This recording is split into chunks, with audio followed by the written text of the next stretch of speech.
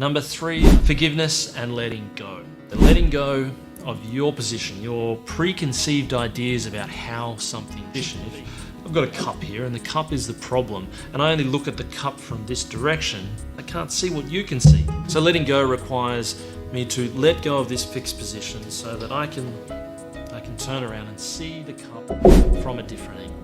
I can see the cup from a different perspective. That's what letting go is.